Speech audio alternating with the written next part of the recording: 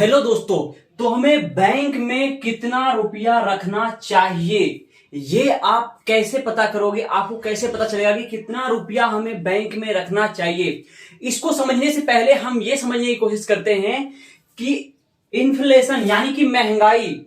दोस्तों, आज इंडिया की महंगाई जो है वो 5.4% जो है 2023 की महंगाई है। और 2024 में भी एवरेज ऑन जो महंगाई देखी जाती है वो करीब करीब 6% के आसपास रहती है। ठीक है, लेकिन जिस भी बैंक में हम रुपया जमा कर रहे होते हैं, जो मेजोरिटी बैंक है, एसबीआई, पंजाब नेशनल बैंक, ये दोनों बैंक मेन है जो कि ग्रामीणों तक बहुत दूर दूर तक फैला हुआ है। एक्सिस बैंक, ये सभी बैंक है जो कि फैले हुए हैं। ठीक है, इनका इंटरेस्ट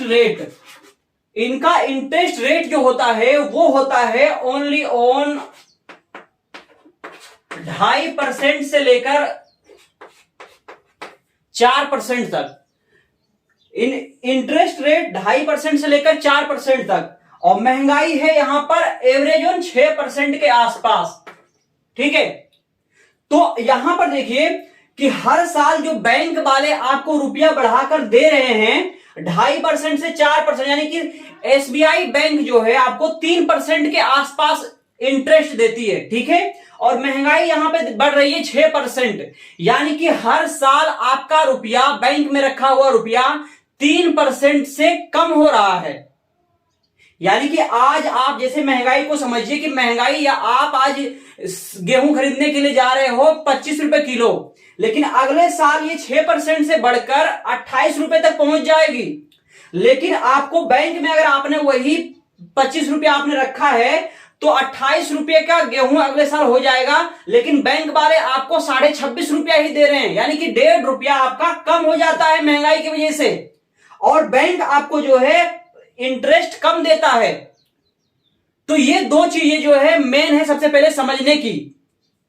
उसके बाद देखिए कि बैंक आपके रुपए की गारंटी कितनी लेता है। ठीक, बैंक गारंटी जो है 1 रुपए की भी नहीं लेता है। जो भी बैंक गारंटी लेता है वो इंश्योर कराता है आपके, जो भी आप रुपया अपना जमा कराते हैं उस रुपयों का बैंक वाले इंश्योरेंस करवाते हैं DICGC के पास में। ठीक है, DICGC, ध्यान रखिएगा, उसके पास में ये लोग इंश्योरेंस कराते हैं। जैसे आप लोग LIC कराते हो ना, उसी तरीके से ये लोग भी क्या है, जो रुपये आप जमा करते हो उन रुपयों को ये कहीं और पे इंश्योर करते हैं कि हाँ इतना रुपया जमा हुआ है, इसका गारंटी आप लो। ठीक है, तो DI यानी कि DICGC ये इंश्योरेंस कंपनी है जो कि आपके रुपयों को इंश्योर करती है जो आप बैंक में रुपया रखते हो। ठीक है, लेकिन ये जो है सिर्फ और सिर्फ 5 लाख रुपए तक का ही इंश्योरेंस करता है। यानी कि आप बैंक में अगर 5 लाख रुपए तक रखा हुआ है आपने तो ठीक है, आपकी गारंटी है कि 5 लाख रुपए आपको मिल जाएगा। लेकिन अगर आपने 5 लाख रुपए से ज्यादा आपने रखा हुआ है रुपया तो उस पर गारंटी नहीं लेती है। यानी कि अगर बैंक बंद हो जाता है या किसी कारण से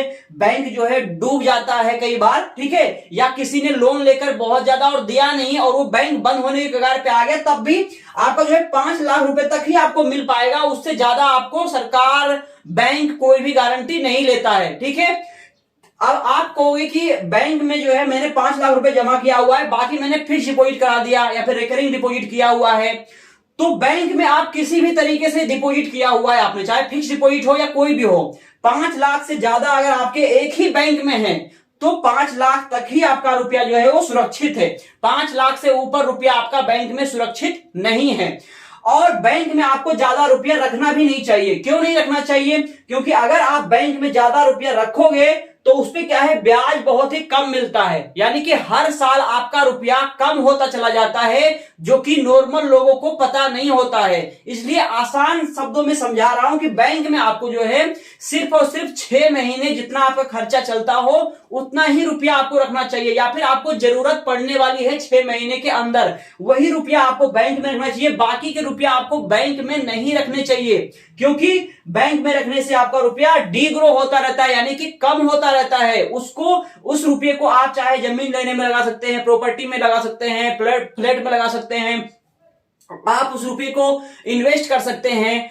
ठीक है, म्यूचुअल फंड में डाल सकते हैं, इंडेक्स फंड में डाल सकते हैं, लेकिन बैंक में ज्यादा रुपया आप ना रखें, क्योंकि आपका रुपये की वैल्यू लगातार कम होती रहती है। और गरीब लोग जो है यही चीजें करते हैं, बैंक में रखते हैं रुपया, इसलिए जो है वो लोग वैसे ही रहते हैं। अमीर लोग कोई भी जो है बैंक में जो है अपने 6 महीने से खर्चे से ज्यादा रुपया बैंक में नहीं रखते हैं, वो लोग डायरेक्ट बैंक से ही इन्वेस्ट कर देते हैं कहीं और, ठीक है, ताकि उसका रुपया जो है सुरक्षित भी रहता है, यानी कि 5 लाख रुपए तक ही रखते हैं। अगर 5 लाख से ज्यादा किसी को रखना पड़ रहा है, जैसे किसी की शादी होने वाली है 2 महीने 3 महीने बाद अगर रखना भी है, तो किसी दूसरे बैंक अकाउंट में आप डाल सकते हो, यानी कि एक बैंक अकाउंट में 5 लाख रुपए से ज्यादा नहीं होना चाहिए। तो क्वेश्चन यहां पे था बैंक में कितना रुपया रखना चाहिए, तो बैंक में आपको जो है 5 लाख से ज्यादा रुपया नहीं रखना चाहिए, ठीक है। दूसरे नंबर पे इंटरेस्ट रेट जो है 2.5% से 4% है, यानी कि हर साल आपका बैंक में रुपया जो है कम होता रहता है, इसलिए आप उतना ही बैंक में रुपया रखिए जितना कि 6 महीने का आपका खर्चा हो, ठीक है। तो अगर सीधा सीधा सा आपको जवाब देना हो कि बैंक में कितना रुपया रखना चाहिए, तो जितना आपका 6 महीने का खर्चा होता हो उतने रुपये ही आपको बैंक में रखना चाहिए। बाकी बैंक जो गारंटी लेता है वो 5 लाख रुपए की लेती है। अंत तक आप सभी का वीडियो देखने के लिए बहुत बहुत धन्यवाद। अगर कुछ समझ नहीं आया हो तो आप कमेंट करके पूछ सकते हैं, और अगर आपने अधिक से अधिक रुपया अगर रखा हुआ है 5 लाख से ज्यादा, तो आप उसे दूसरे बैंक अकाउंट खुलवाकर दूसरे बैंक में आप डाल सकते हैं, चाहे आपने एफडी ही क्यों नहीं करा रखा हो, एफडी पे भी नहीं मिलेगा, ठीक है।